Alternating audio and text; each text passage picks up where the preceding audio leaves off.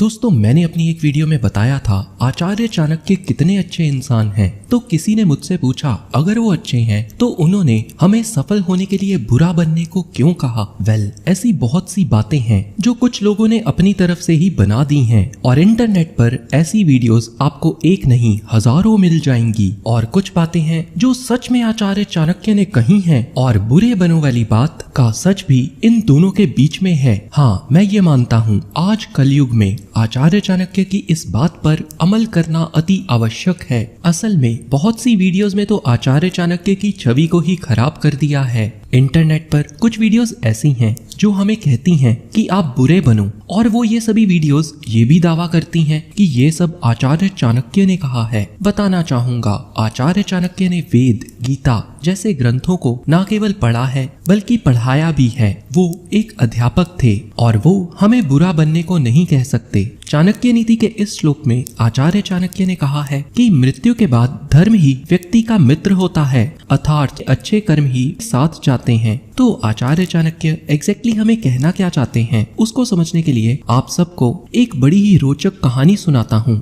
तो सीधा आते हैं कहानी पर। एक बार एक कुम्हार था। कुम्हार बहुत ही भोला था। सब उसको भोला भोला कहकर बुलाते थे। भोला बड़े ही अच्छे घड़े बनाता था। उसके परिवार में 3 ही सदस्य थे, उसकी पत्नी, उसका एक बच्चा और वो खुद। बड़े अच्छे से उसके घर का गुजारा हो रहा था। परंतु एक दिन भोला के हाथ में जबरदस्त चोट लगी और भोला के एक हाथ ने काम करना ही बंद कर दिया। अब भोला घड़े नहीं बना पाता था। एक हाथ से घड़े बना पाना संभव नहीं था। अब भोला के घर की आमदनी रुक गई। एक दिन भोला की पत्नी ने शिकायत की, अब कैसे बच्चों को भोजन करवाऊं? कब तक बच्चों को पानी ही पका पका कर पिलाऊं? घर में अन्न का एक भी दाना नहीं था और अब कोई घड़ा भी नहीं बचा था जिसको बेचकर वो कुछ ला सके। भोला की पत्नी बोली, अब तो कुछ करना ही होगा, आप राजा से मदद मांगिए। आज राजा के घर पुत्र हुआ है, राजा बहुत खुश होगा, हो सके तो राजा से कुछ कहिए। भोला को बात सही लगी और वो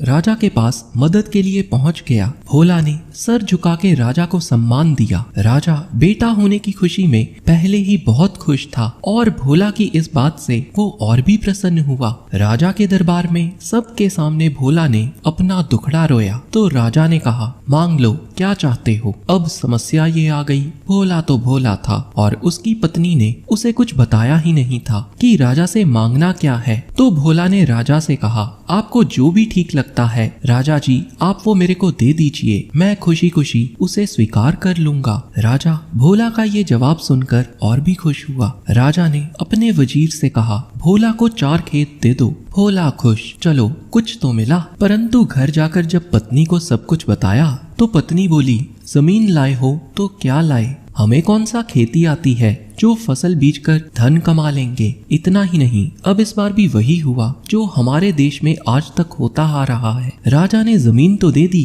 परंतु राजा के लोगों ने भोला को नगरी से बाहर सबसे बंजर जमीन दे दी। जब भोला की पत्नी को पता लगा कि उनको सबसे बंजर जमीन मिली है तो वो कभी भोला की ओर देखती और कभी देखती खाली पड़े बर्तनों की ओर, क्योंकि घर में एक भी अन्न का दाना ना था। अंत में भोला की पत्नी ने कहा, चलो कम से कम चल के खेतों की ओर देख तो ले क्या मिला है। उस जमीन पर पहुंचकर उन्होंने पाया एक बंजर जमीन का टुकड़ा जो राजा ने उन्हें 4 खेत के नाम पर दिया था। जमीन का ये टुकड़ा बहुत ही उबड़ खाबड़ था और जमीन में बड़े बड़े पत्थर थे। ये जमीन नगरी से बहुत दूर थी। अब भोला की पत्नी को कुछ भी समझ नहीं आया। अब वो इस बंजर उबड़ खाबड़ जमीन का क्या करें। अब पास से ही कुछ चोर गुजर रहे थे। इन चोरों को देखकर भोला की पत्नी समझ गई कि वो चोर हैं। भोला की पत्नी जोर जोर के हंसने लगी और भोला से भी ऐसा ही करने को कहा। इन दोनों की हंसी सुनकर चोर ध्यान से इनकी बातें सुनने लगे। चोर के सरदार ने भोला की पत्नी से पूछा, इतना खुश हो,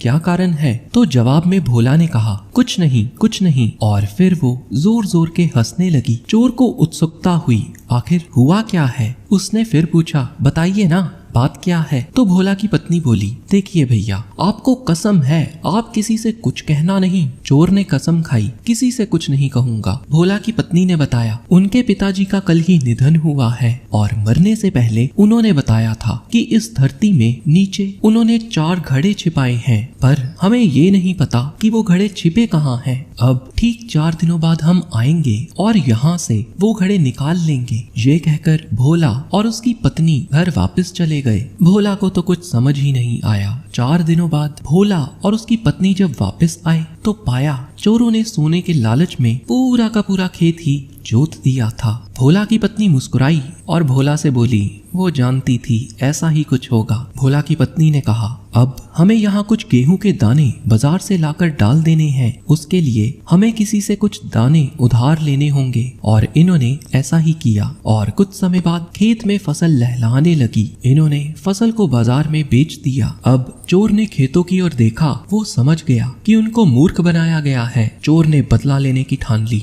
और चोर निकल पड़े इनके घर की तरफ। जैसे ही चोर ने खिड़की से इनके घर में झांका, भोला की पत्नी ने चोर को देख लिया और वो समझ गई उनके साथ क्या होने वाला है। भोला की पत्नी ने भोला से कहा, फसल बेचकर जो पैसे मिले हैं मैंने उनको मिठाई के डब्बे के नीचे छिपा दिया है और ये डिब्बा रसोई में पड़ा है। ये बात सुनकर चोर बेहद खुश हुए और वो मिठाई का डिब्बा लेकर वहां से चंपत हो गए। और जब उन्होंने इस डब्बे को खोला तो पाया डब्बे के ऊपर तो मिठाई है और नीचे तो केवल कचरा ही पड़ा है। कचरा हाथ लगने पर इस बार चोरों ने इन दोनों को जान से मारने की ठान ली और अगली रात ही चोरों ने फिर इनके घर जाने की सोची। इस बार ये दोनों पहले से ही चौकन्ने थे और जैसे ही चोरों का सरदार इनके घर की खिड़की पर पहुंचा, भोला की पत्नी ने एक तेज चाकू से चोर के नाक को ही काट दिया। बाकी के चोर भी डर के भाग गए। चोरों ने समझदारी दिखाई और उन्होंने काफी समय तक कुछ नहीं किया। गर्मियां आई तो चोरों ने देखा भोला